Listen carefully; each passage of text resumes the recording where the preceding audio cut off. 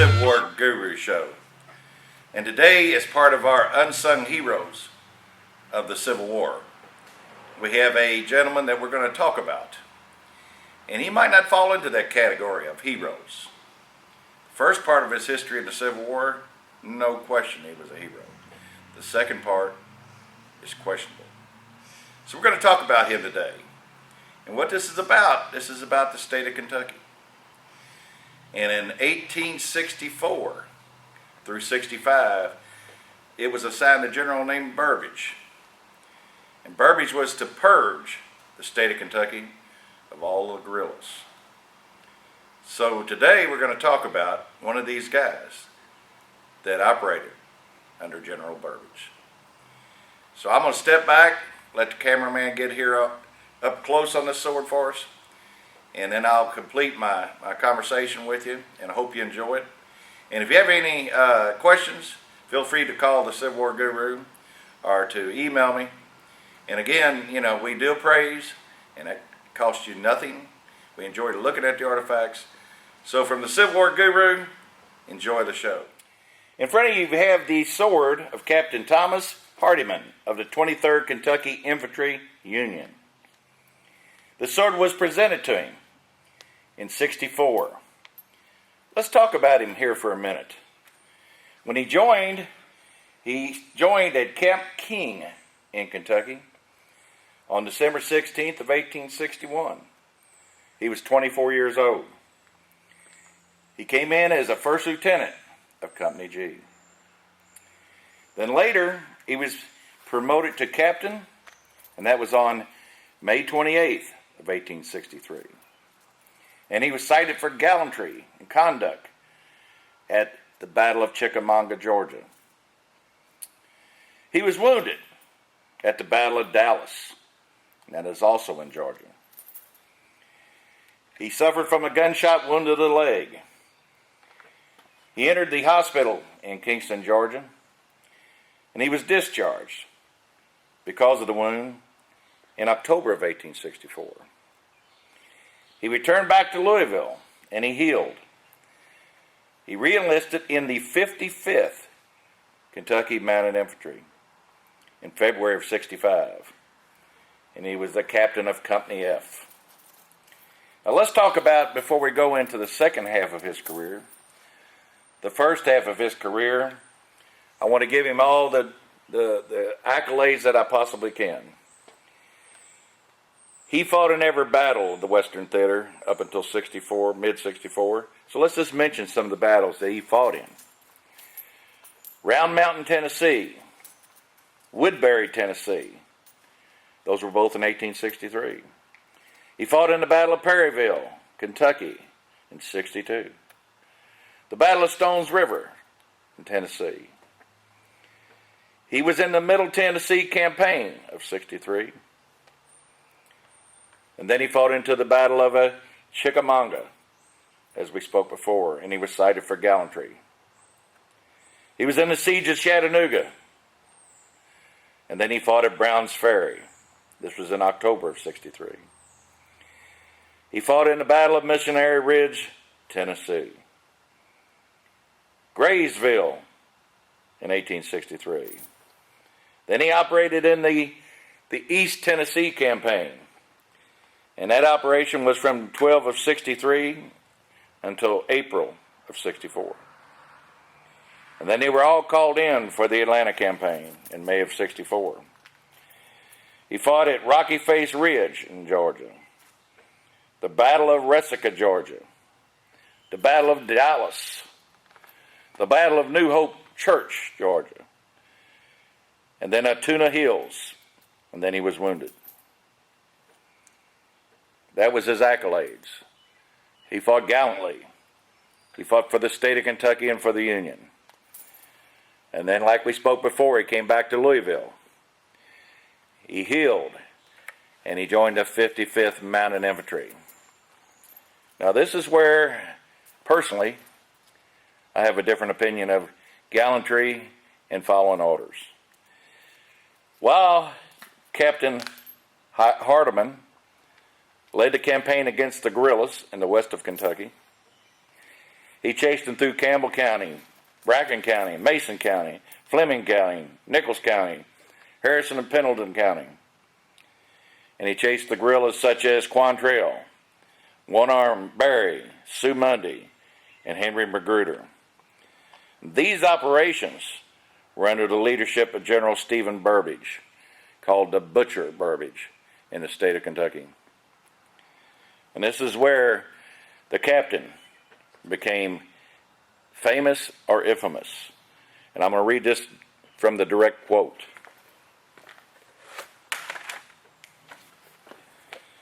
Burbridge has been in charge of Kentucky for about 6 weeks now, and he was well apprised of the guerrilla problem. It just wasn't in the mountains, it was everywhere. He knew that many ex-Confederate soldiers had become guerrillas.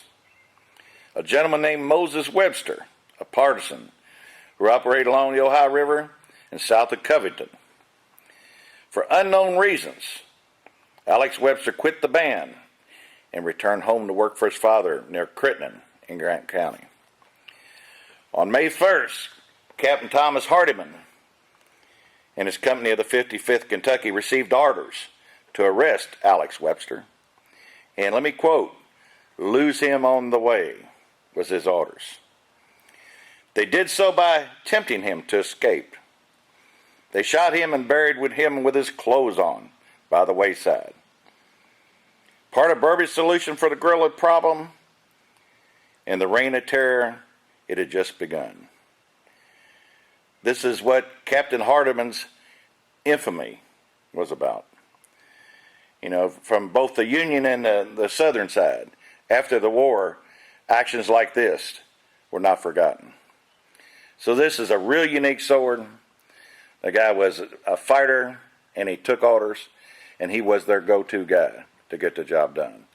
So right now I'm going to let the cameraman, Brendan Cole Munson, he's going to get up here. This thing's got a beautiful presentation of all the battle honors between the mounts. And up on the throat portion, it's got the sword that's identified to him. This is a silver-handled sword. It has the jewels on the pommel cap and on the side of the handle. I hope you enjoy the sword, and I hope you enjoy the story. So from the Civil War guru, enjoy the sword.